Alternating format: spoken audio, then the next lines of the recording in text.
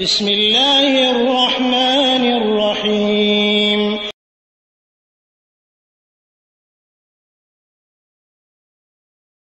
একটা প্রশ্ন এসেছে, জাদু টোনার অনিষ্ট থেকে বাঁচার জন্য করণীয় কি? প্রথমে আমাদেরকে ইয়াকিন এবং বিশ্বাস রাখতে হবে তাকদীরের উপরে। আর তাকদীর এর বিশ্বাস, এটা হলো ঈমানের একটি অংশ, এবং তাকদীরের বিশ্বাসের সাথে এটা কাদা ইল্লাহ ওয়া কাদারিহি, আল্লাহ রাব্বুল আলামিনের কাদা যেটা ফয়সালা এবং তাকদীরের ফয়সালা, এটার প্রতি পূর্ণ বিশ্বাস রাখতে হবে।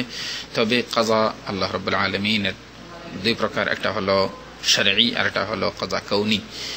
কিছু কাদা কওনিক কাদা আছে যেটা আপনার আল্লাহ রাব্বুল আলামিনের অমোঘ বিধান, এটা ঘটিত হয়ে যায়, এটার ব্যতিক্রম হয় না, এটার প্রতি বিশ্বাস রাখতে হবে। এটা হয়ে গেলে এটার জন্য আল্লাহ রাব্বুল আলামিন ব্যবস্থা করে রেখেছেন, এই ব্যবস্থা শরীয়তে আমাদের দেওয়া হয়েছে, সেই ব্যবস্থাকে আপনি গ্রহণ করবেন, আল্লাহ রাব্বুল আলামিন সুস্থ করে দেবেন ইনশাআল্লাহ।